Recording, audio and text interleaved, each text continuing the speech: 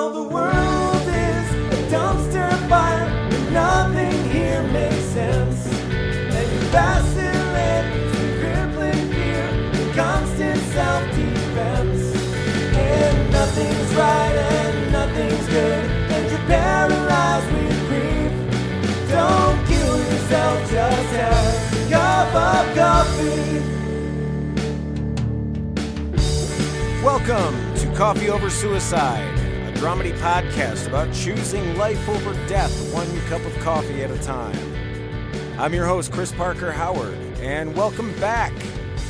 Last week was pretty intense, right, guys? Now, again, this is not a replacement for any sort of therapy, and it's not a group therapy session. It's a lot more like telling your secrets to a good-natured dog. I'm not going to judge. Why would I? I'm your pal. I'm just here to get pet and, throw the ball around. Thanks, everybody, for sticking around through this show. It really means a lot to me.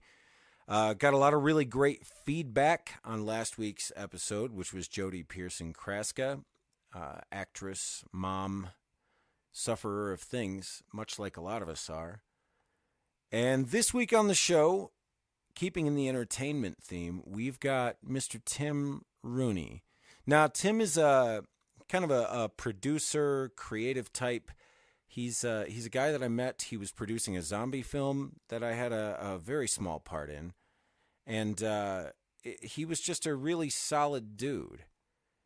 And I just love him to death, and I think that you will too. And today's conversation is a little different than some of the other ones that we're going to have on this show. But it's also pretty similar to some of the other ones that we're going to have on the show. And as the progression of the conversation happens, I think you'll see exactly what I'm talking about. But enough yammering on and on about nothing. You know, I like to keep these intros short. I like to keep them short so that we can get right to the meat of things. So let's talk to Tim Rooney.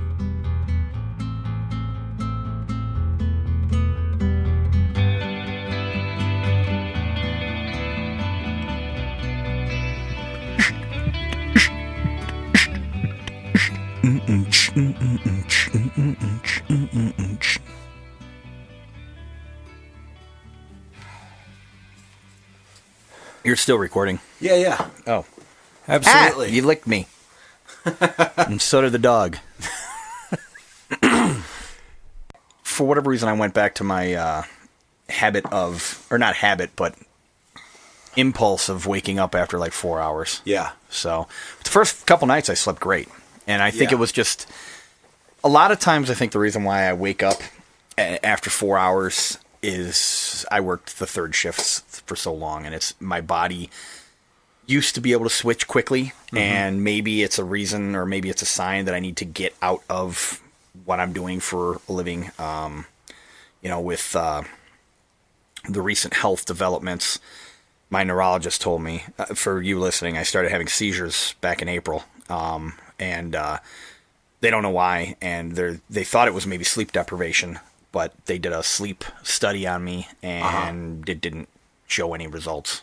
I mean, they found no brain. Huh. So, no, but seriously, they did what they called an extended sleep-deprived EEG, where normal EEG is like 10 minutes, and they have you close your eyes and blink the lights at you and everything to see if you're going to have an epileptic seizure. Yeah. And they did this for like an hour.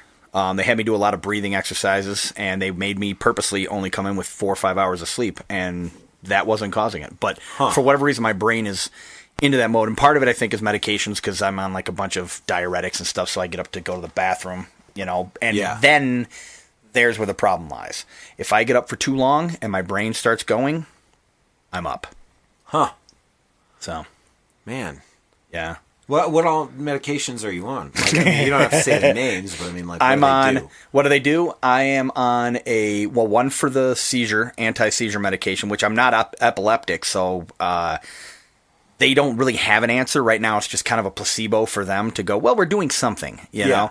I'm on that. I'm on a blood pressure, which the one that I'm on now is doing great. My blood pressure used to be super high. Plus the fact that I'm taking a heavy dose of fuck it all has been helping my my blood pressure. But my blood pressure used to be bad, and I know you're not really keen and savvy on the numbers, but long story short, my blood pressure was bad, still on the medication. I got a new doctor recently who's been awesome. She was like, okay, well, fuck this. We're gonna put you on something different. Yeah. And it's actually a couple diuretics, like a water pill. Yeah. That's the one that causes me to pee. The water pill, aspirin, thins the blood. That's why I'm cold all the time, is I'm on blood thinners and all that kind of stuff. Right. I used to be thermal. My wife used to say I was like thermal. She'd get into bed with me and I would like heat her up. Now my feet are cold. I'm the cold one.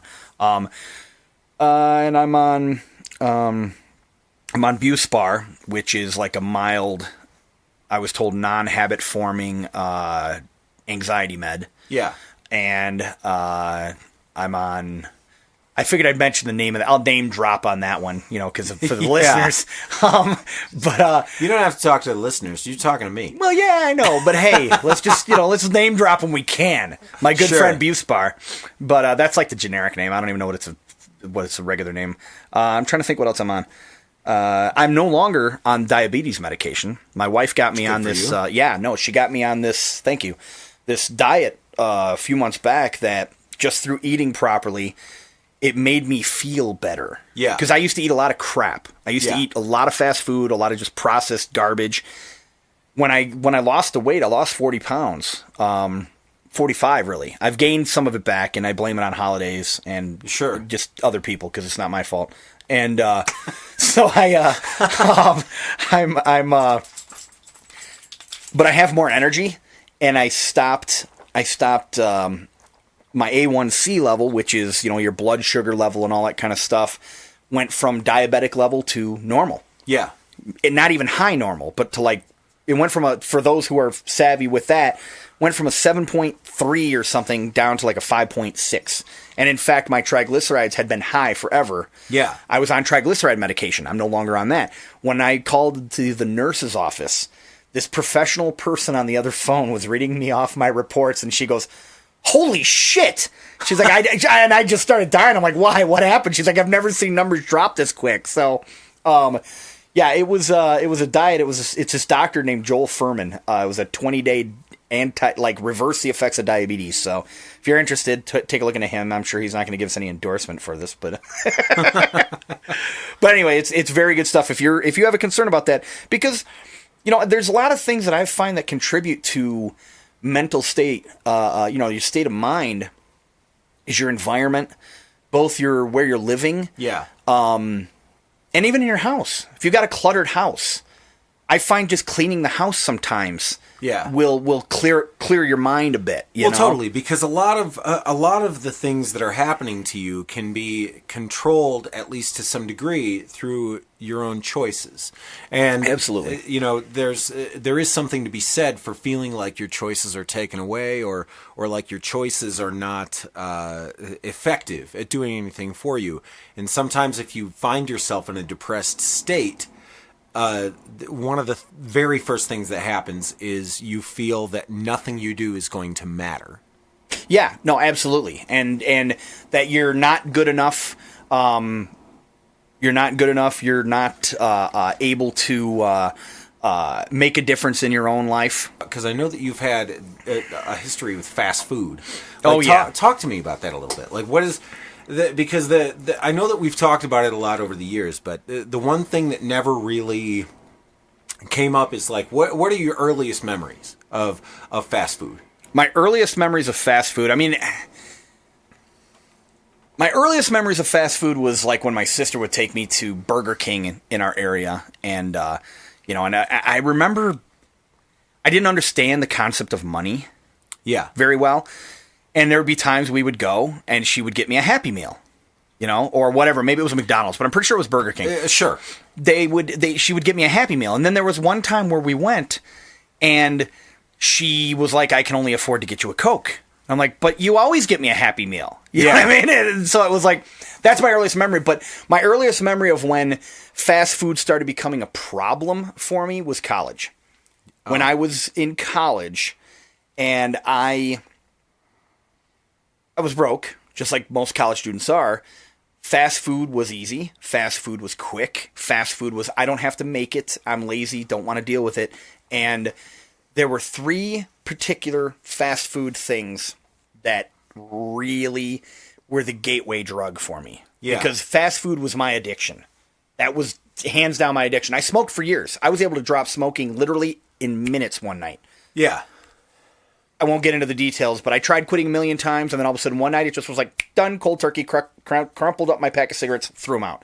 Yeah, I pretty much had the same experience. Yeah, and it happens for some people. But fast food, I am like a recovering alcoholic with fast food. I sit there and go, I'm 5 months sober. I haven't had fast food since July or whatever, Yeah. And, but there was, in the Midwest where I was at, Michigan, there was a food chain called Hot Now.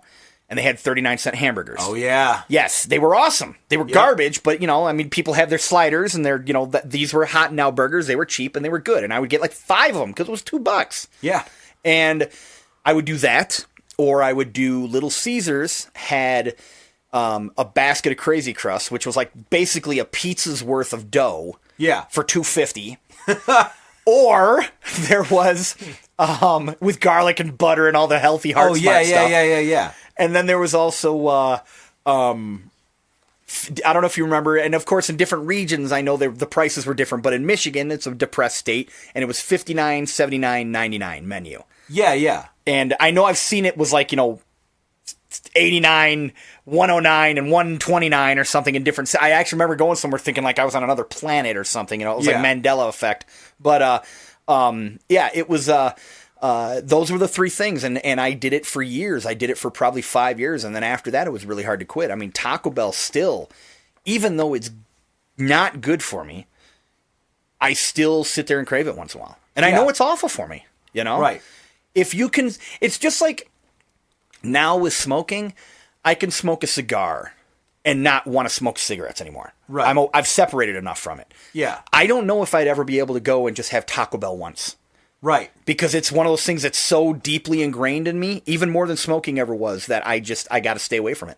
Well, and there's something about it too that I mean, even as a person who never really had a problem with fast food, when I ate fast food, the issue for me always was they do this thing where they're like, we're going to make it really easy for you to get a lot of food for no money.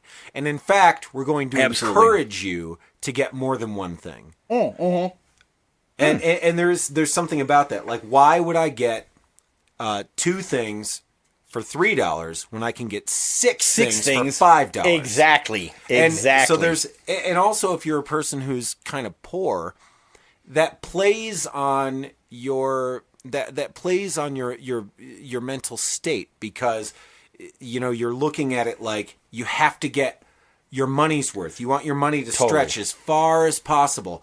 And so you want to get the most bang for your buck because you have to. You have to. And if you're going to spend money at a place, you should be getting a deal. So it's almost like you're rewarding yourself.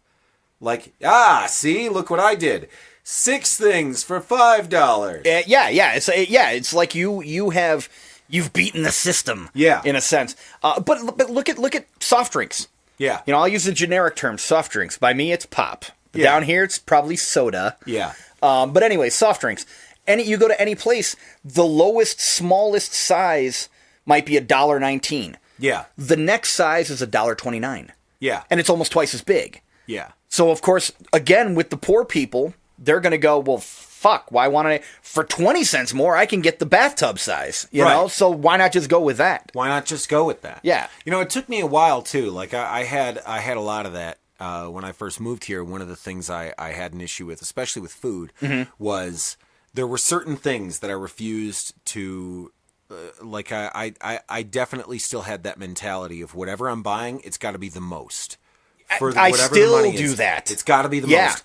And I found that it was the very first time that I was at a restaurant and I decided, fuck it, I'm going to buy the salad. Mm-hmm. That's the same price as a full-size pizza. Yeah. I'm going to buy the salad. And the first time I did that, I felt anxiety and couldn't place it. because I was like, I'm sure. what am I doing? Yeah. And because you're buying water. Yeah. You know, you're not buying something sustainable. But then the food showed up, and it was a salad, and it had a nice piece of steak on it, and it was delicious. And I go, oh yeah. I mean, you buy the thing you want. Yes. And you have to stop looking at things for what you feel like they are, and look at them for what they are. Yeah. No, absolutely. And so that helped change, the way I looked at certain things, but it was a difficult thing. So for you though, with the fast food thing, like what did that, so what did that look like? Like, I mean, obviously it's pretty easy to go through a fast food addiction and not have people even talk about you behind your back about it, because everybody eats fast food. Yeah. So nobody it wasn't like a heroin seriously. addiction or something exactly. where people, You're like, I'm going to the restaurant, and they're like, okay. Yeah, well, the most I would get is, hey, you probably shouldn't get that. Yeah, I know. Yeah. I'll be back. Yeah. And that was about it. That would. But also, people are going to be looking at you like, well, he's a bigger guy. He's going to eat that much. That's what he does. That's what he does. And well, Whatever. I will say this. But nobody thinks it's abnormal. No. Not at all. Not at all. I will say this though. Having been larger than I should have been, I still am. I'm still probably 50 pounds overweight, but I'm not 100 pounds overweight like I was. Yeah. Having 60, 70 pounds, whatever. I'm math. Hate it. Regardless, when I was that much overweight because of eating shit, it is easy to lose that weight if you put a little bit of discipline to it. Yeah. It's harder to go from 180 to 160 than to go from 260 to 190. Yeah. That last 20 pounds is a bitch. Yeah. And I've always had that last 20 pounds. Right. But when I hit 40 pounds, all of a sudden I hit a plateau. So it's like that first 40 pounds just went boop, in like 2 months. Right. And I've kept off, like I said, I kept off most of it. But moving to that next level is going to require more discipline. That's where this was just literally just stop eating the crap. Just diet. Yeah. And I wasn't even dieting to the point where I was miserable. It wasn't like carrots and vinegar. No, not dieting. No. But managing your managing diet. Managing the word diet specifically just means what you eat. Yeah. And you could look at what I was doing as a, quote, diet. Yeah. Because of... It was, I was eating mostly beans and vegetables and things like that. Yeah. This particular diet says if you're going to have chicken, have it as like a condiment. Do like 2 ounces a week. I was like, I can't do that. But I still cut out the fast food. Yeah. Rather than being 100% of what this guy said, I was probably 90% of what I said, and I lost weight. Yeah. So I think, and I know losing that weight helped a lot with my depression, not because of the self-image. Yeah. Nothing like that. That has nothing to do with it. Because you can be sure though? I mean, I don't know how. No, I still have a bad image of myself, but that's for other reasons. The thing with no, but you know what though? I started looking in the mirror, going, "Hey, yeah, I see somebody in there." I'm starting to see something. This is starting to work, Yeah. So it did make me feel better about it. But I didn't feel better because of that. I felt I felt better because I felt better. Yeah. In other words, physically I felt better, which put me in a better mental state. Yeah. I didn't get anxiety as much. I started having seizures, but that's a separate thing that they haven't figured out yet. Well, it's the butter. It's the butter, yeah. I started feeling butter. No, that's a completely unrelated thing. I mean, It could honestly, one of the things I suspect that could be causing that is the fact that those medications that I'm on, I heard a woman I work with said she had a seizure one day out of the blue, and the doctor told her it was either a bug or a drug. And he was like, it's not a bug. 2 of your drugs are interacting. Yeah. So for all I know, it could be one of those new meds she put me on that is working is doing something wrong with another med. And I'm having seizures. So we're going to have to get down to the bottom of it. Yeah. But other than those, I feel way better. Yeah. I feel better. I'm more positive. I'm in a better state of mind. I'm more open to what I would have deemed before as crazy ideas. This whole concept of just being nice to people. You know, I always like, it was like, yeah, no, I know. Right. But now I'm really genuinely like, no, why? It's easier to be nice than to be, than to be defensive. Yes. I'm never an asshole. Right. But I'm a defensive asshole. Yes. I'm a passive aggressive asshole. Yes. So you don't agree so well. Right. You're like very positive about that. Like, no, you're right. Keep going. But Well, you act like I haven't known you like forever. 13 years. Yeah, that's true. No, but you're like agreeing too well. See, now I'm being defensive. I'm going to be an asshole. No, but Yes. I actually wrote. You know what? I'm going to pull this up. I actually wrote a poem to myself. Wasn't actually a poem, but after I read it, I've been taking a course, and I'm not going to get into the details of that, but it's changing my mindset. And that's one of the biggest things that it's about. And while I'm in the process of this, I've been like typing things up, whether it's quotes from the course or quotes from people who have given advice to the guy who's teaching the course, etc. But anyway, I wrote this thing to myself, and it's kind of something that I remind myself of. Yeah, I fucked up. Everybody fucks up, kind of thing. But I'll read this to you here. I've got a picture of it. I've got all these things posted on my walls. They're little motivational things. And so it isn't meant to be a poem, but when you see it, it looks like a poem. You're even getting defensive about explaining this thing, pre-qualifying it before you read it. Well, no. I'm not getting defensive in that regard. It's the fact that these were just notes that I made to myself, statements that I made to myself. And now when I look at it, it looks like a poem. Nice. I actually think it's kind of cool, No, I'm not explaining that. Normally, I do agree. Yes, I do that. That's again, those are demons that are way back in the back of the balcony there that I've got to fix out. Sure. But anyway, here's what it is. I said, so I'm 45 years old. I've made mistakes. I've stumbled through ideas and gave up. I've gotten distracted. I've, quote, chased too many rabbits many times. I've focused on non-passions just for money. I've not followed through. I've been an asshole at times. I've let people down. So, be better, not perfect. Be nicer. Be more appreciative. Be more in the moment. Be happier. Be passionate. Focus. Have more fun. Laugh at myself. Recognize positive criticism. Take advice with grace. Don't worry what others think. Recognize my weaknesses and get help. Work with others and fuck them if they don't want to have fun. Yeah. So, and then and at the bottom, list. This is kind of, and so it's not really a poem, but you know what I mean. It's almost a mantra type of thing. Sure. But I put at the bottom, start now, do it now, bury the past, live starting now, and for the rest of my life. Yeah. And it's a reminder to myself. So, and it's sometimes if post those things around your house. Write yourself love letters, whatever. It's if you can, and do that for other people. Yeah. Every once in a while, put a note in your wife's lunch or your husband's lunch or whatever, I mean, well, you said I'm your husband, so that's a hint, Chris. But even getting into that, so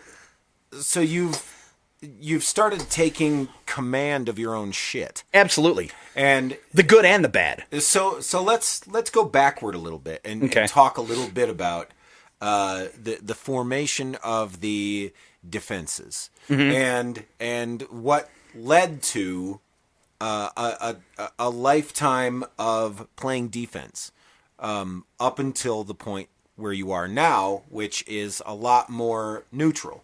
Yes. So I do have an interesting question. Well, I guess I'll let you decide if the question's interesting. But the question that I have is, so in giving up the fast food, like what is the thing that you've learned about the other areas of your life that the fast food was in response to? Because the fast food was certainly probably in response to something else. The fast Do you know food, what I mean? Yeah, no, I know exactly what you're talking about. If I had to pinpoint it, I used to schedule my life around fast food. Yeah. In the sense that I used to sit there and go, well, I've got this much left in my budget. I can get Burger King. I can get Taco Bell. I can get this. Oh, and I got about $30 left on this credit card that I haven't maxed out yet. Yeah. I can do this and I can do this. And I used to plan around it. And it was almost like it was one of those things in my life that gave me that instant satisfaction when I ate it. Yeah. But I could control. Yeah. You know? If I had to pinpoint it, it was something in that spectrum of bullshit. Right. You know? Where it was a case of, okay, I'm able to take control of what I'm getting and I'm ordering it. Yeah. I'm getting this stuff. I'm dictating what I'm getting. I'm going up to the thing and I'm going, I want blah, blah, blah, blah, blah at Burger King or Sure. whatever, you know? And that was the thing that gave me a little bit of almost power. But then I realized that it's the, you know, the slave becomes the master kind of thing. Yeah. And it was actually taking over my life. So I guess the question that I have on that is, so like if you're a cigarette smoker, when you smoke cigarettes, you get this sense that it's going to relieve a stress. Yes. When you do heroin, you're escaping from any kind of pain or reality. Exactly. When you smoke marijuana, you feel like maybe you're more creative, or you're entering an alternate state where problems exist separately, and you're like, people You don't doing really care opioids, so much. The pain goes The away. pain- yeah. So for you, what was the fast food delivering to you that the reality without the fast food wasn't? It was a comfort food. It was just strictly, it was a security blanket. Right. It was a familiarity. It was a thing that I'm going through this routine, but this is the thing I'm looking forward to. So it was I'm like going it to was like a work. regimen of delivering yourself a dose of joy. Yes, absolutely. I'd be at work and it would be like, hey, it's almost 3:00. I get to go to Taco Bell. You Right. know, it was that kind of And so thing. you're gonna have the cigarette. I'm going to have the cigarette on my half-hour lunch break. Yeah. It's going to be a half-hour cigarette is what that's exactly what it was. Yeah. You know? And it was just one of those things. And as opposed to giving me lung cancer, it just happens to be giving me diabetes. Yeah. You know, that's the trade-off. So it's like, okay, I'll take that. You know? Yeah. And I was okay with And that. and I remember having conversations with you where you would say, "Yeah, I think that's happening." Yeah, and I would still do it. I don't know how many millions of times I would go, yeah, I need to stop this. I know. Let's go get Taco Bell. But I mean, how many years were you a smoker? I was a smoker. I was a serious smoker for only probably about 5 years. I smoked on and off. Okay. You know, I was a But 5 years is enough. that's man. enough. Yeah, no, absolutely. That's enough to have an addiction. Yeah. Yeah. I mean, I smoked for 17 years. Yeah. And there were times, especially being a poor person who smokes, I mean, which makes total sense. Oh, yeah. Because, you know, there's a wheel there. There's a cycle involved there. Absolutely. And there was one time, and this is the one thing that I always go back to in my head, is I remember rifling through my kid's piggy bank Wow. for cigarette money. Wow. Yeah. My kid's piggy bank for cigarette money. And I remember that thought came to me one morning while I was out on my front porch having a smoke, and I'll never forget it. I looked at my watch. It had just turned 8 a.m. And I was like, that's it. And I looked at the rest of the cigarette and I chucked it out in the yard like you would do in Michigan. yeah, You would exactly. never do that here. You'll start a forest Fire. But I chucked it out in the yard, because that's the safest thing to do with it. Yeah, why not? And I went in the house and I had half a pack left and I put it up on top of the refrigerator and I never touched them again. I think I remember you showing me that pack too. Yeah. Yeah. And that was it. That was it for me. I just made a decision. I had finally made a decision that this was enough. But that's not to say that it wasn't really hard for about a year. Oh yeah. It was, I mean, my resolve was stronger than it for the first time. But that doesn't mean that it wasn't complicated. And I also did take the tack of replacing one vice with another. I started eating a bunch of candy and I fucked up my teeth. There you go. Yeah. And that's the thing is you replace a vice. When I smoked, I didn't eat nearly as much crap. Yeah. I still was overweight, but Right. I was probably almost around the weight I am now. Right. So it's like the weight I lost was all that shit fast food for all those years.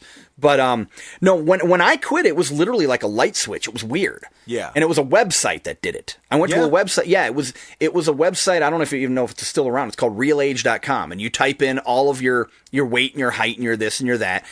And when all of a sudden it was like, do you smoke? And I typed in, yeah, I smoke. And I put in all the years and how long I did it. And I put, realistically, conservatively. And it was like, oh, well, your real age would put you at about 10 years older than what you are. Yeah. And I literally I had a cigarette on my ear. It was like, I'm going to go check my email, or I'm going to go have a cigarette, but first I'm going to check my email. And I got this thing, and I did it, and I went through it. I was like, fuck it, what's it going to tell me? And when it told me I was 10 years older than I am right now, I was like, I literally pulled the cigarette off my ear, snapped it, threw it in the trash, took the pack of cigarettes, there was about maybe 12 left, crumpled them up, threw them in the trash, and I was just done. Yeah. And I wish I could have done that with fast food. Yeah. I would dream. The fat, overweight, fast food addict is envious of that guy who was able to just quit cigarettes, And now I can honestly say... there's not any support for that. No, there's not. No. I mean, as close as there is support, people can say that society frowns on it, but does it? There's Overeaters Anonymous, but really? Is there? It's not as prevalent. Here's the thing. It's not even. But it's not even overeating. I didn't eat a ton of it. Right, precisely. I mean, it's overeating, but it's not overeating in a way that people are familiar with. People think that it doesn't count as overeating unless you're eating a whole cake. Yes, or exactly. It doesn't count as overeating unless you have an entire bag of chips. But if you're consuming twice your daily calories in or one more, meal, that looks like it's designed for lunch. Yeah. When really you're eating probably 4,000 calories. Yeah. That's insane. Yeah. And they're promoting it. And they're like, totally. Hey, look at this thing that you can get. And in the TV commercial, it's always some fucking fit guy, eating a single taco, like out of this box. Like, what are you supposed to do with the rest of the shit in this box? Are they expecting you're gonna save part of it for later? Super Size Me claims to have destroyed the Super Size Me movement. No, they just moved it. Yeah. They just changed it. Yeah. And I'm aware of it too. Fast food does this strange thing in your brain. Like there was a period of time when I started buying McDonald's for breakfast because I was like, yeah, I got money. It's fast. It's there. But the thing I noticed about that is that when I would go through the fast food line, I still had this tendency like, well, there are all these options. So if I just buy a bunch of small things, if I buy the small things, if I buy a bunch of the small things, that's better than buying one big thing. Gotcha. And so it was like, well, I'll get a small hamburger and a small chicken sandwich. And that's, you know what I mean? Yeah. Whereas still it's like, yeah, but do you have to? But all that combined, too, equals that big shitty thing. Whereas if I eat something that's, more sensible, that's not full of sugar and insanity and colors, I feel full afterward. And after you eat fast food, you just want more fast food. That's the problem. That's exactly it.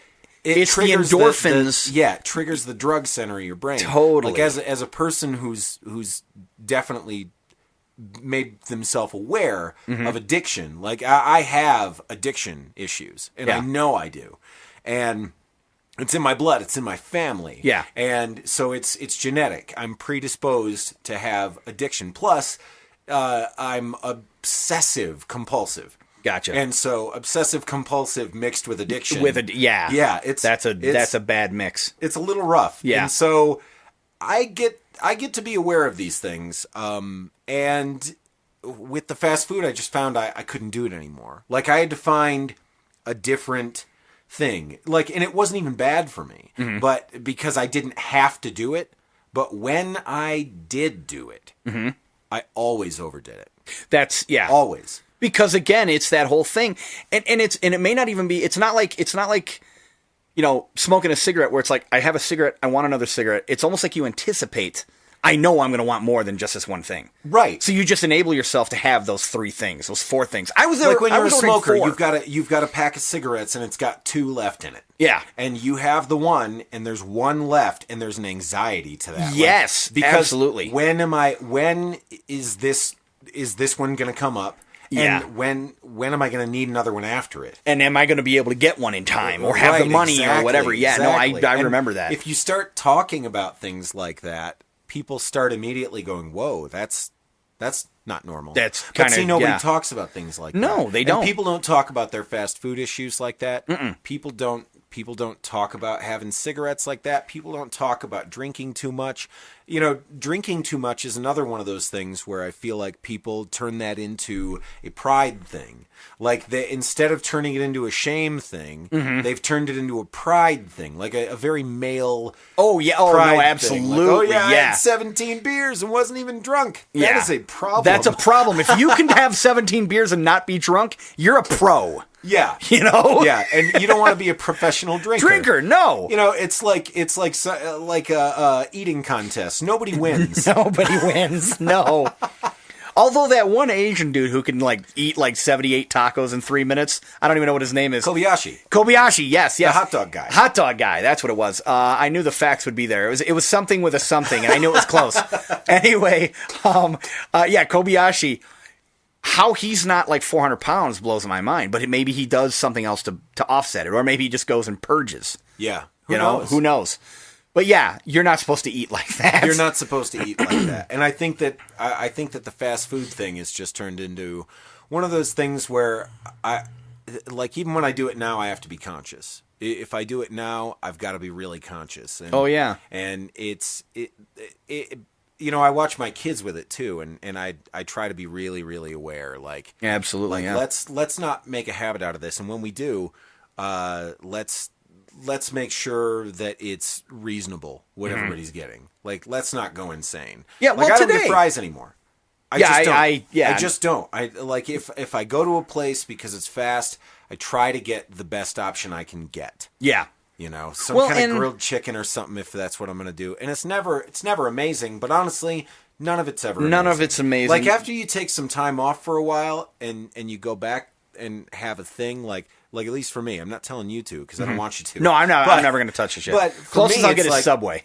It's not great. Quiznos, you know? You know, and honestly, bread is a thing I'm starting to get. Like, I'm starting to understand we're all slaves to wheat. Oh, yeah. Like, there's a whole industry around, like, people going out, harvesting wheat, making bread.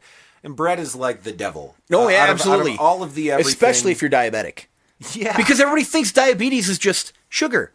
Well, carbs bread is are sugar. Yeah. I only recently learned. I mean, I knew that, but it never. Yeah. I saw the math behind it. Yeah. I mean, and here's what's insane is when you break it down into carbs, and I don't remember how it worked, but the punchline is the sugar-free Oreos had more carbs and more diabetic badness than the regular Oreos. Yeah. That's the shit that they're doing to people. Yeah. You know, read the serving size on a small bag of Dorito chips. You go, oh, it's a small bag. Yeah, there's 2.5 servings in that. Yeah. Yeah. That's like 6 chips. Yeah. No one eats 6 chips. Right. You know? Because they'll put the calories in great big yes, numbers. Exactly. And then the asterisk at the bottom. At the bottom going, if you don't eat any of this, no you're going to no calories. Well, if you look at it, it's 30 calories. Right. But, it's just And of course you can get in all big conspiracy theory of, well, it's the medical industry trying to keep everybody underneath their thumb and trying to keep them on the medication and blah, blah, blah. I don't know if anyone's saying that, nutball. No, I've seen that. Well, the aliens were telling me one time when I took my tinfoil hat off and I was talking to them telepathically, and they communicated to me through my big toe. It's got to be the right big toe. Well, it depends on what hand you are. If you're right-handed, it's your right toe. If you're left, whatever.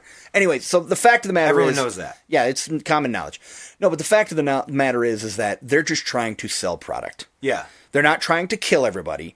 They're trying to sell product. People are worried about sugar. Sugar-free. Yeah. They don't give a shit that they're not trying to get everybody addicted to a diabetic medication. Yeah. They just want people addicted to Oreo cookies. Yes. And that's really what it comes down to. Precisely. Yeah. They got to sell those fucking cookies. They got to sell those cookies, so however they can do it. Yeah, they're not, so it's like, oh, shit, I'm diabetic. I don't want Oreos. Oh, sugar-free Oreos. Yeah, I want those. Let us make Oreos for you. Yes, and they're even worse. Exactly. So it's just, it's those things, though, where, it is frustrating, though. Oreo toothpaste. Just...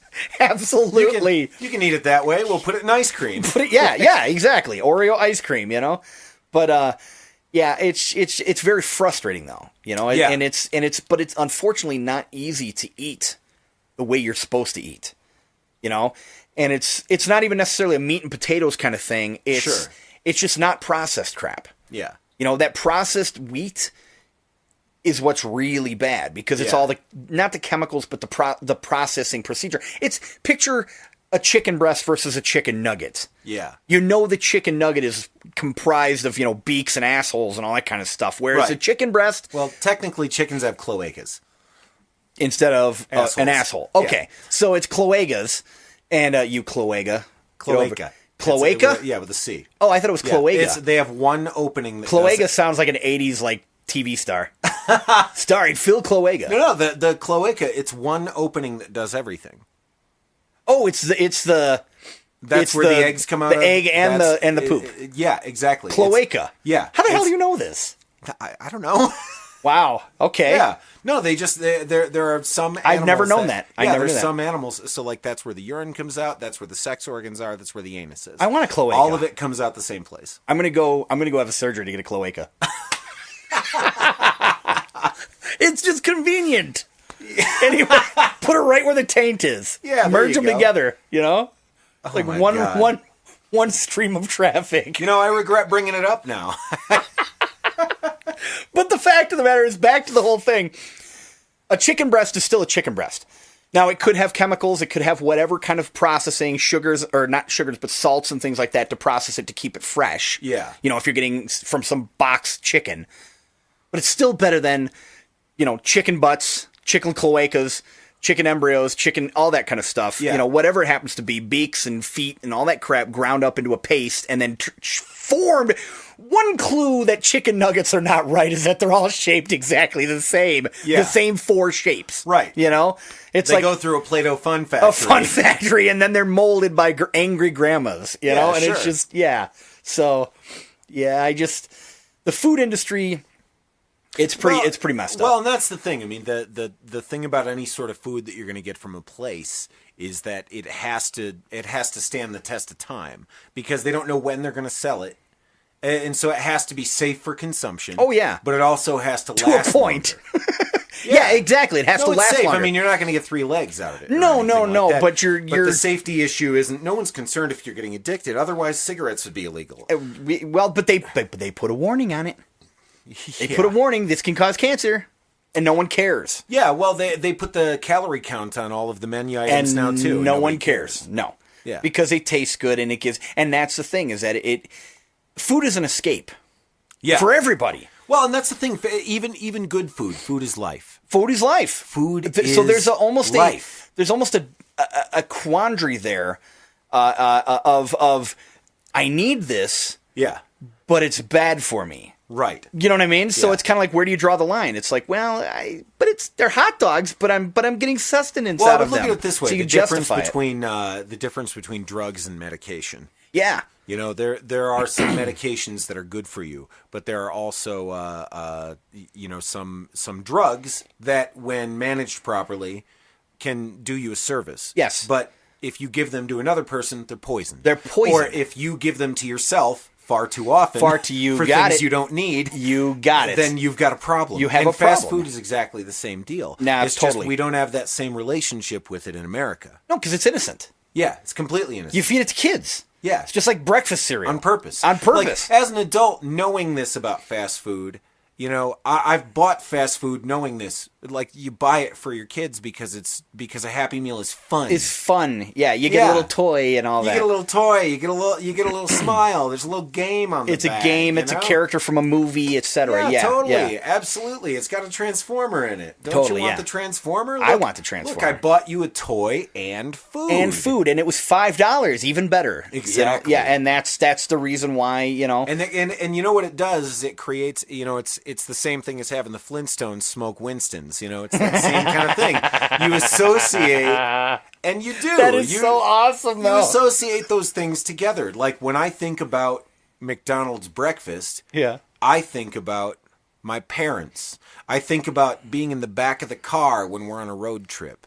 I think about family. Yes. I think No, about absolutely. togetherness and fun and vacation. Pepperidge Farm, And- remembers? Yeah. Yeah, totally. And that's what I think of when I think about it. I can remember the styrofoam containers that Yes, the sausage yes. McMuffin came in, and the taste comes back to my brain. You got it. And it triggers the happiness sensor. No, and that's exactly it, because it's all in that same wiring. Those are all in the same sectors of your hard drive that is your brain. Yeah, yeah. You know, Totally. and that's the stuff that they're That's how they get counting on. Yes, absolutely. And you know, while those memories being triggered by eating something is a good thing, yeah, it can be abused into something twisted, Oh, yeah. and wrong, Yes. and into a thing that can actually hurt you.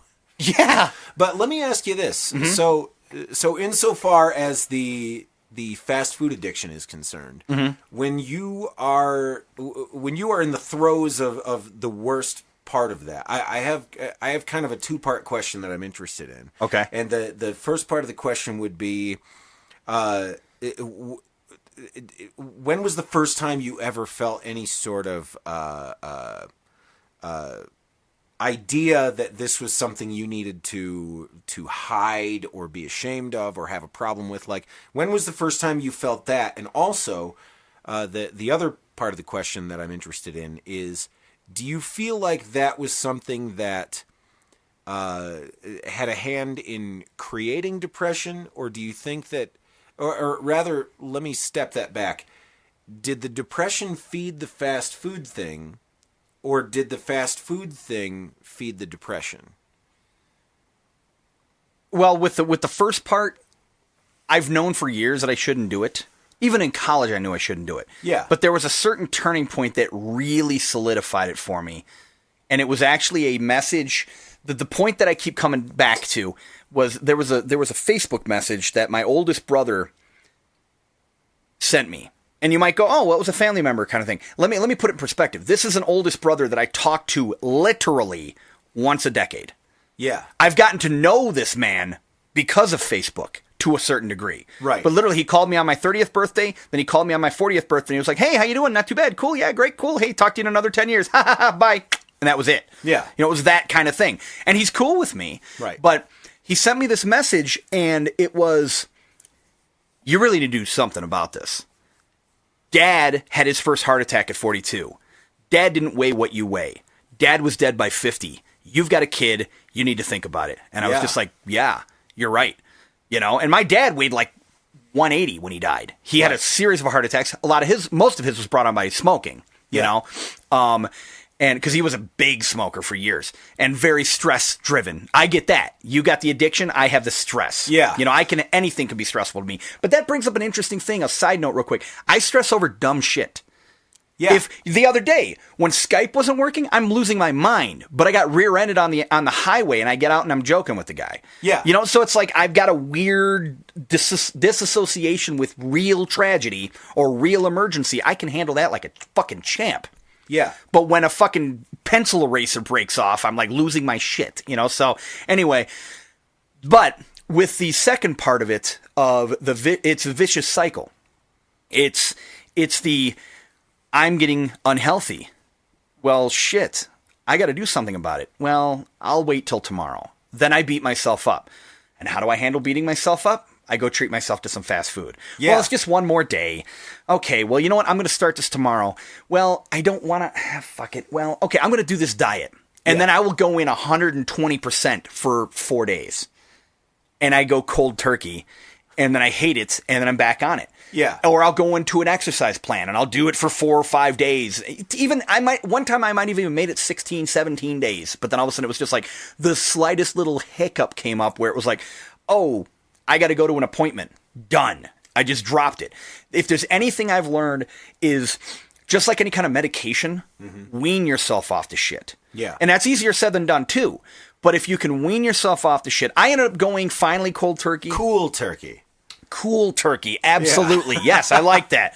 You cool turkey.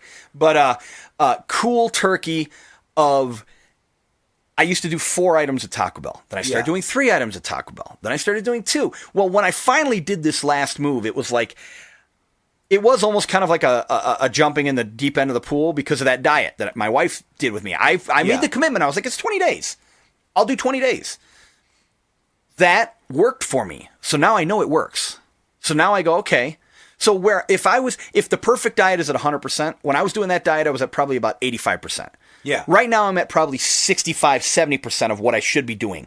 Yeah. But when I was eating bad, I was at 10% of what I should have been doing. Yeah. So there's a thing called the Kaizen strategy where it's little steps. You go little steps, then you go into a jog, then you go into a run, and then you're in a full-on sprint.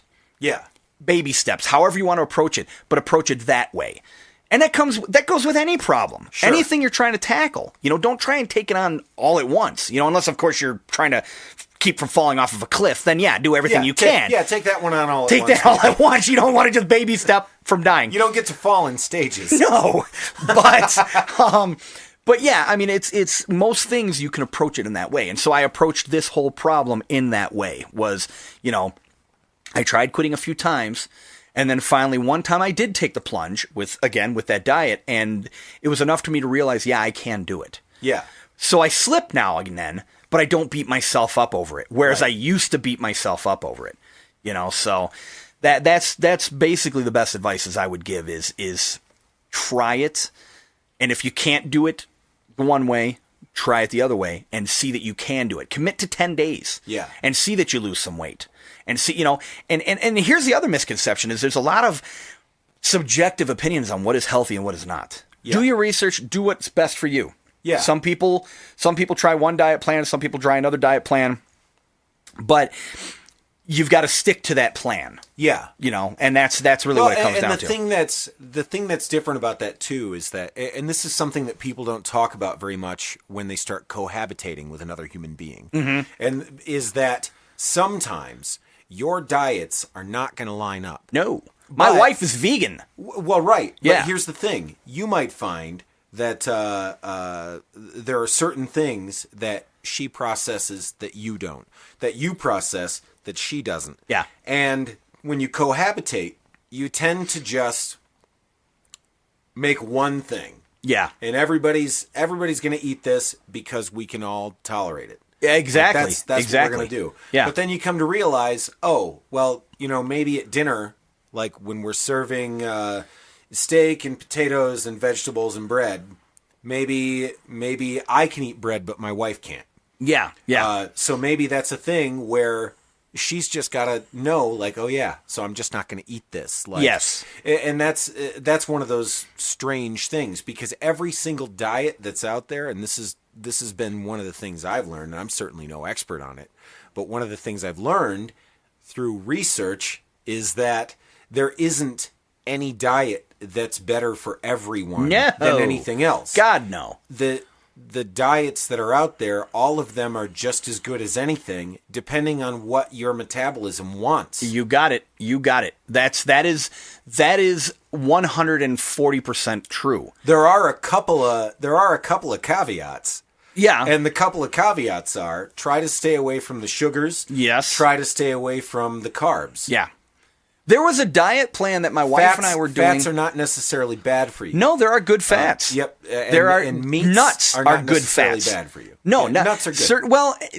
Most people will agree red meat isn't great. Keep that to a limited number. Yes, correct. But chicken. Yeah. If you're going to eat a lot of meat, do more chicken. Lean meats. Exactly. Yeah. Fish is another one that is a lean meat. A lot of people don't realize fish is meat, but it is meat. It's a different type of meat. But when people go, "Oh, you're vegetarian, so you eat fish?" No. That's not vegetarian. Yeah, exactly. So it's but it's still a form of meat. I mean, you could even get technical and say that nuts are the meat of the nut. Sure. But this is actually, it's a protein type of meat that has, sinew and all that kind of stuff in it, of a living creature, if you want. Yeah. I got friends that are fleegan, which is flexible vegan. They're vegan unless they get drunk and then they'll have nachos. My kid, honestly, that's a good name. He's probably that, because my kid was pretty much vegan. Yeah. And then he tried dairy and he didn't shit himself dead. So we were like, okay, well, you can start having ice cream and stuff if you want, because that was one thing. And we didn't force this on him. Yeah. Because we would go out to a barbecue And my kid would go, "What is that?" And I'd just smile and go, "That's chicken." And I'd look at my wife and she'd just glare at me. And he'd be like, "It smells great." I'm like, "It is," you know? But it's his choice. He doesn't want to. Yeah. Because he's a softie and he's like, "No, I don't want to do that to another living thing." And I totally respect that. I don't want my dinner to have a face. To have a face, exactly. You know, and that's my wife. She's vegan, like I said, but I'm okay with doing that. Yeah. I will eat vegan stuff. This diet was predominantly vegan. The guy doesn't say you have to be vegan, but he goes, it's not a bad idea. You know, if you're gonna do it, limit it down to a certain number. Sure. But his whole thing was fruits and vegetables and beans. You know. Yeah. But I was like, I'm fine with that. Because you got to get your proteins from somewhere. Exactly, and that's where you get your proteins from. Is from that. A lot of times it's you know. I've even seen videos where they're like, well, you get the proteins from the same thing that the cows get the proteins from. You're just skipping that middleman. Right, but you know? but the trouble with that too, and there's a misleading part in all of that, and that's it's not the same type of what am I missing here? Vitamins and stuff. Yeah, like you miss like the B12s and things like well, that. It's not even just that. It's the protein itself is different. It's a different type of protein. It's a structural because difference. It breaks down into your system differently. Yeah. And it's it's the same reason that but anyway, I mean, my wife is a biologist. Yeah, oh yeah, and so, yeah. She no, and so I'm I sure showed her there's that more video, and I'm like, there was something in this that made me think, it set off my spidey sense. Yeah. Can you tell me what's going on in this video? And of course, she lost her mind and was like, no, god damn it, like they're missing they're missing a part of it. It would be like saying, why are we eating food at all? Because most food is just a delivery system for water, and exactly, water. Exactly. Like, no, you're missing the goddamn point. There's a piece in the middle there. That you're Absolutely, missing. but here's the thing. But I do get wife, it. I do get it. Yeah, well, and in my wife's because you defense, can sustain yourself. You Here's the can, thing. yeah. You can sustain yourself as a vegan. The difference is there's two different things that happen when you're a vegan. It's that you'll have a more difficult time getting an adequate amount of protein. It doesn't mean that you can't get an adequate amount of protein. But you've got to try harder. You got to try harder than a person does if they're just eating chicken breast. Chicken breast, absolutely. No, I will 100% agree with that. It's going to be more difficult. Yes. But it's sustainable. You can do it. It takes some effort. The other piece of the puzzle on that is that vegan diets tend to be very carb heavy. Because there's a lot of pastas, there's a lot of rices, there's a lot of... If you're going with a non-dietary vegan diet. Right. If you're going... even like beans and things like that, like stuff like that, it's pretty carb heavy. Those are a better type of carb. Sure. Those are the ones... Because there's complex carbohydrates. Exactly. And they're non-processed. And I'm also speaking as a person who doesn't know a goddamn thing. Well, and I don't either. All I know is, for me, going back to what you said, it's specific to each person. Diets are subjective. Your body subjectifies the diet. Yeah. The Atkins diet might not work for one person. It might work swimmingly well for another person. My parents, your parents with Atkins. Exactly. I tried it and it didn't work for me. Yeah. But this particular diet did work for me. Yeah. And I got to the point where I would have a snack of just a can of black beans.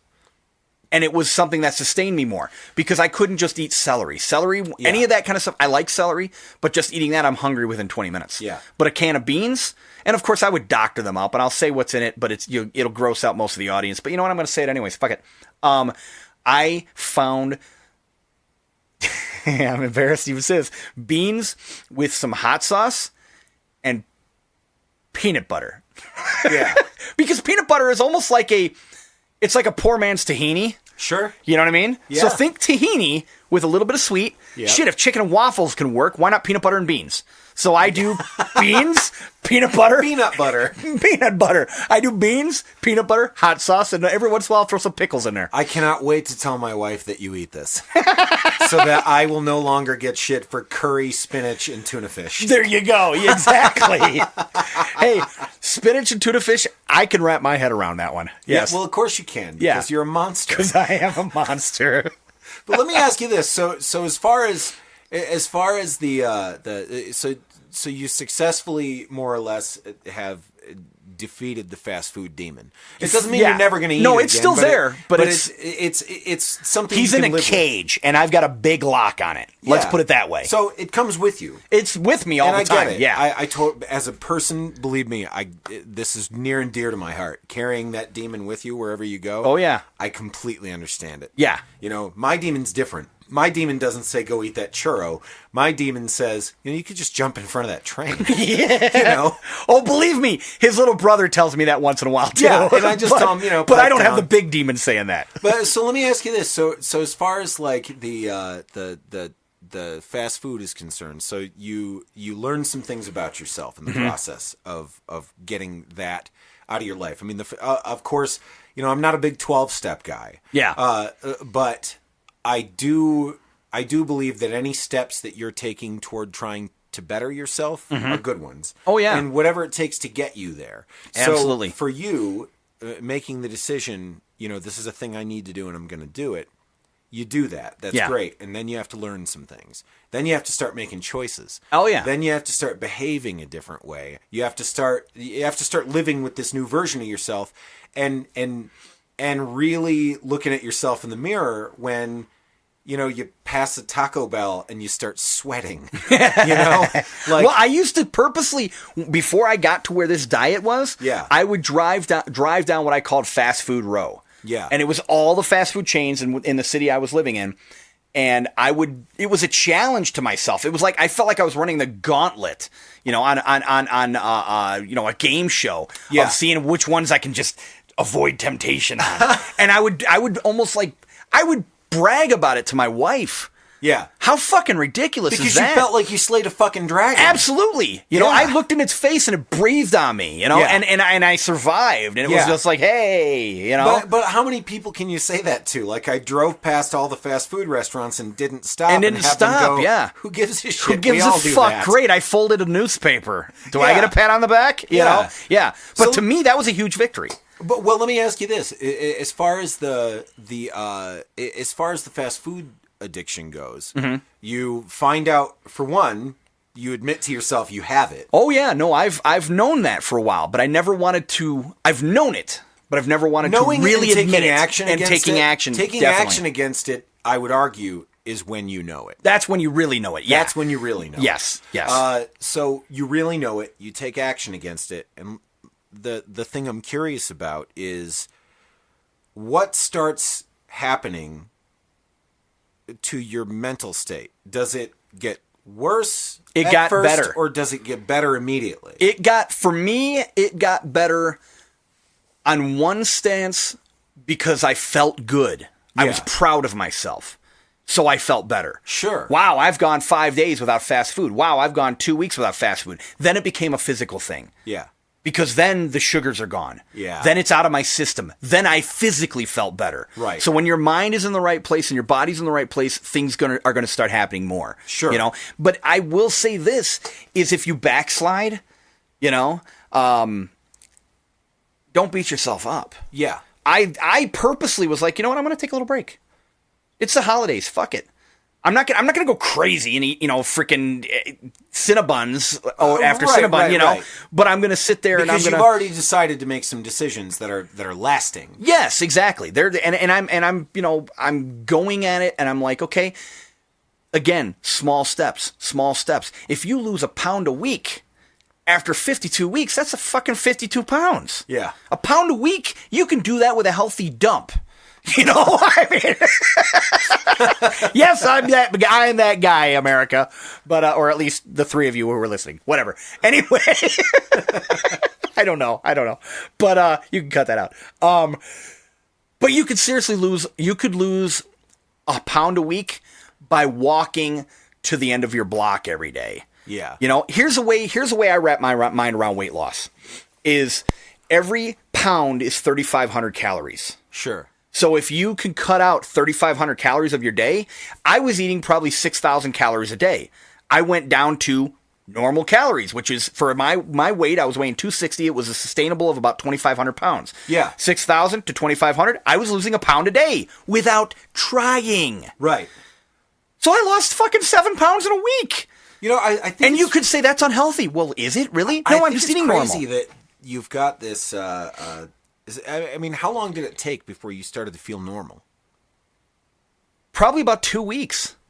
Yeah, was all. I think that might. I think I can wrap my head around that because I gave up sugar in every form for a month once, just to try it. Yeah. So I read labels on everything I bought, and if it I'm doing that with caffeine right now. If it didn't say sugar, and it said xanthan gum, exactly, like all of the hidden sugars. Totally. We ate completely Whole30 for 30 days. Yeah. Whole30, whole foods, nothing but whole foods, whole grains, like just not even whole grains because we couldn't have bread, but but I mean everything we ate had to be 100% natural without any sugars whatsoever. And I'll tell you what, as a person who doesn't eat sugar or who didn't think they ate sugar, I found out very fast that it sucked all the joy out of everything. Oh yeah. I'll give you an example. We went to a restaurant out of town, and because we weren't drinking, we were saving a lot of money at restaurants. And because we weren't eating any fast food, we weren't eating as often because we weren't stopping places. Yeah, exactly. So we went out to a very fancy restaurant. We went out of town, and we were sitting on a rooftop patio with a glorious view of the mountains. It was beautiful in every possible way. Yeah. And I get this giant steak, and I get a couple of sides. Couldn't have corn because can't have corn. It's carby, sugary. Yep. So I get these. I get my asparagus. I get my big ass steak. It's got a big pat of butter on it, and it's delicious. And I'm still sad. Yeah. There was something about. And that's something I would eat now, and be enthralled. Oh, yeah. But there was something strange that happened. It was like I found out how much of my brain was wired. Absolutely. With sugar. That's why chocolate works so well. Yeah. It's like chocolate is the Prozac of that part of your brain. For that, you know what I mean? Yes. It goes right to that. So it's like chocolate is immediately going to that sensor, and that's why you never see somebody mad eating a candy bar. No. You never do. You never see an angry, unless it's a payday. I like paydays, so let's make me happy. But the fact, actually, I'll just eat them just because they're there. But yeah, you don't need see someone eating Hershey bar pissed off. Yeah. It just automatically makes them happy. Yeah. And that's and if they are... Then if they didn't have the Hershey bar, they'd probably be going around the store stabbing people in the neck. Right. So it's just... Have a Snickers. Have a Snickers here. That's what they should do. They should have Snickers handy with police. Yeah. To just calm the situation down. Here you go. Here's a Snickers bar. Think about that. I'm going to push for that. Well, that's a really good idea. Thanks for talking to me, Tim. Hey, no problem, man.